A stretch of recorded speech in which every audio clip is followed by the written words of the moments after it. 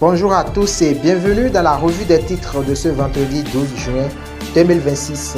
Pub Flash annonce que le Mexique et la Corée du Sud prennent les commandes du groupe A.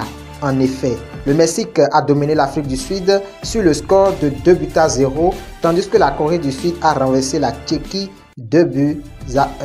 Notons toutefois que le match d'ouverture a été particulièrement agité avec 3 cartons rouges distribués, 2 pour l'Afrique du Sud et 1 pour le Mexique.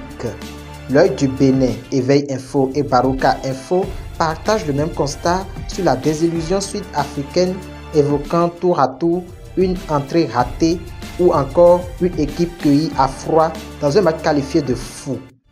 La boussole salue quant à elle la victoire mexicaine tout en s'interrogeant sur les procédures d'entrée des supporters aux États-Unis qui suscitent de nombreuses interrogations.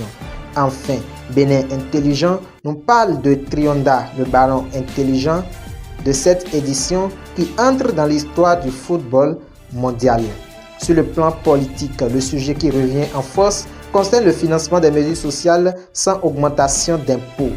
Le Béninois Libéré et Baroka Info rapportent la réponse ferme du gouvernement Ouadani. Les Béninois ne seront pas appelés à contribuer davantage.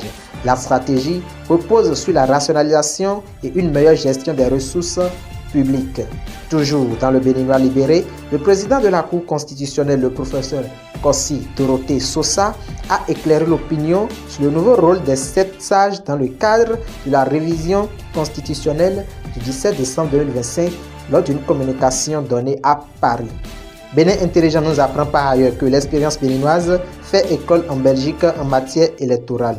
Laurentine Adossou, conseillère à la Sénat, y a porté la voix du Bénin lors du séminaire du réseau des compétences électorales francophones tenu à Namur. Sur le plan local, plusieurs journaux relèvent des initiatives citoyennes importantes. Dabarou nous informe que la mairie de Cotonou ouvre le dialogue avec les citoyens autour de la gestion des inondations. Éveil Info et l'œil du Bénin mettent en avant l'initiative Waro, 100 jours de règne sans projet, avec une mobilisation des forces vives du septentrion autour de la vision du président Ouadani et une ville de Parakou appelée à écrire les premières pages du septennat. Côté économie, la boussole affirme que le Bénin mise sur de nouveaux leviers de croissance. Dans cette dynamique, Bénin Intelligent et la boussole soulignent que la BOAD et la BAD renouvellent leur confiance au Bénin. Le président de la BAD, Sidi Oulta, a d'ailleurs été reçu en audience au palais de la Marina par le président Ouadani. Du Coin Info nous apprend quant à lui que Boycon ouvre ses portes à l'expertise TUIC dans les secteurs du textile, de l'industrie et du commerce à la suite d'échanges entre le maire Ferdinand Bokosa et l'ambassadeur Mezout Kok. Le Grand Regard et Dabarou signalent également la visite d'une délégation américaine à la FERCAB dans une dynamique de partenariat autour des radios communautaires. Du Coin Info révèle par ailleurs que la douane a saisi 304,7 kg de psychotropes et 625 cartouches sur l'as Parakou-Ndali.